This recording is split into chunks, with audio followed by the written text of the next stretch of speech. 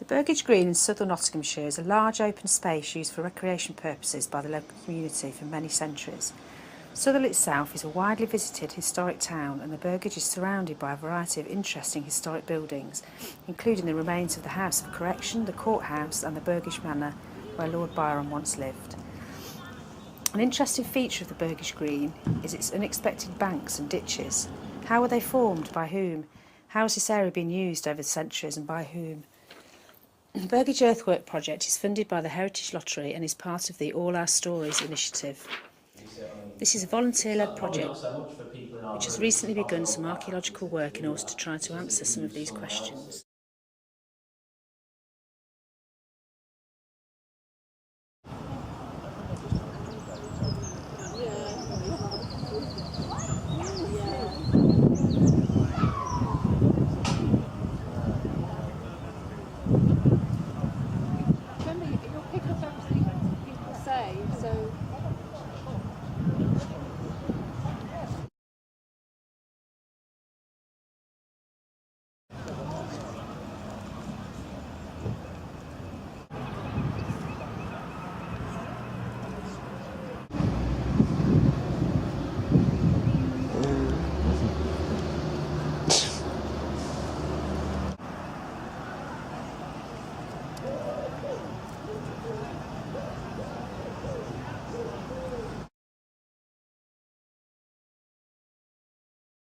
Well, before I started, I was a complete sceptic, and I still am to a certain extent. But despite everything, it seemed to work. When I was walking down, the rod certainly across, and I wasn't doing anything.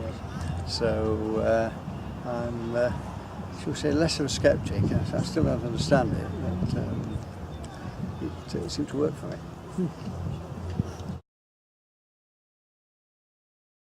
Nobody can truly answer that. Nobody really knows how it does work. But if you're going to douse, you've got to douse with an open mind, and you'll find that your odds, or whatever tool you're using, will react. If you're looking for water, empty your mind and just think vaguely of what you're looking for. Keep your target in the back of your mind, and you'll find that your odds will react to water. What's he saying? I would say 2.96.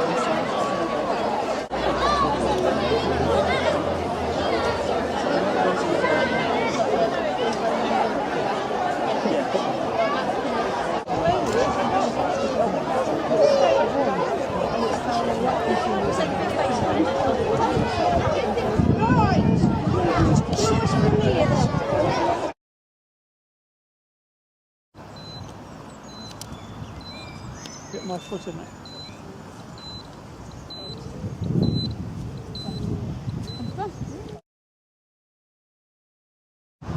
Yeah.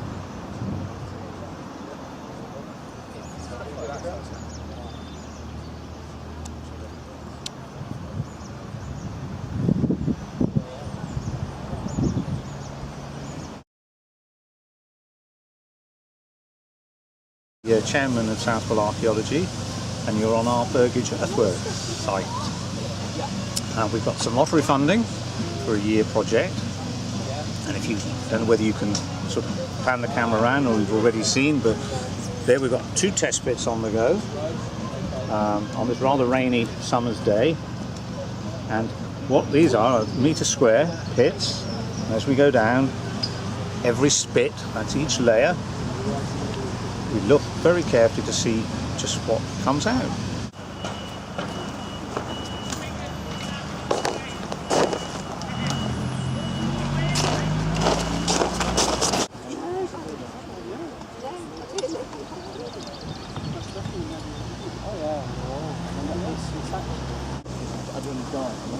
Get some people here. They're going to die.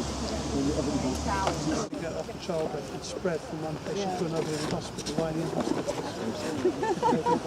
And who knows, it's anything from a Coca-Cola ring through to wonderful pieces of flint. This is one of the pieces we've just sieved, and we think it's a piece of medieval pottery. At a guess, 1300, 1400.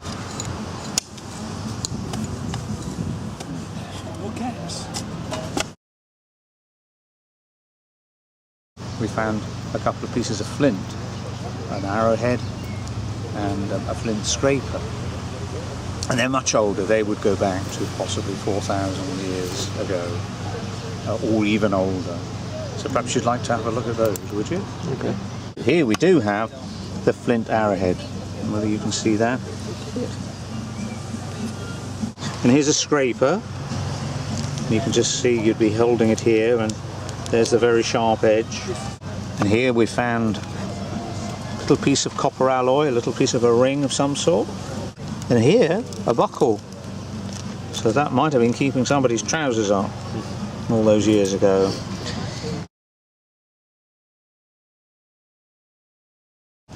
One of the things I really enjoy about doing the archaeology is that you get to spend a lot of time out in the fresh air. It's really good exercise. It's quite therapeutic, digging in the soil.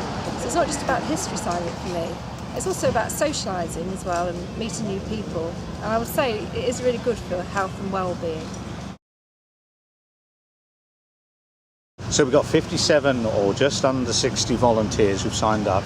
And you know, they're all different people from different backgrounds, different ages, and men and women. But we could do with some younger people. We might get on to the soft. How many archaeologists can dig a test pit? Don't turn around, you're on film. No swearing. Right, there you go. There's this. Right, it's a bit fine. Keep going, don't stop. And this is the first wash, we then wash it again the second time. So as long as we got most of the dirt off this time, that's probably good enough. Oh, with all the sides on it. 1957, I think, 52. 1952, when were you born? 2003. So this is nearly 50 years older than you.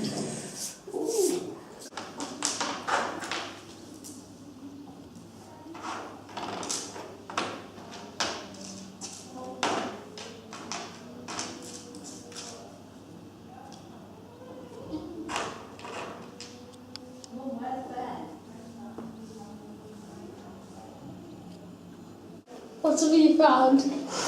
So we found some interesting things on the project. We've got some medieval artefacts, so you can see bits of pottery, green glaze on there, probably 1200s, late 1200s. We've got part of the spout for a jug, so you can see the handle bit still on there. Other interesting finds, we've got this clay pipe, so it's quite nicely decorated. We've had this copper alloy button that came out test pitted last week. We've got a prehistoric flint arrowhead, so perhaps 4,000 to 5,000 years old. Post-medieval belt buckle, still in quite good shape. And then part of a trowel, potentially from an early archaeologist that explored the Burgage.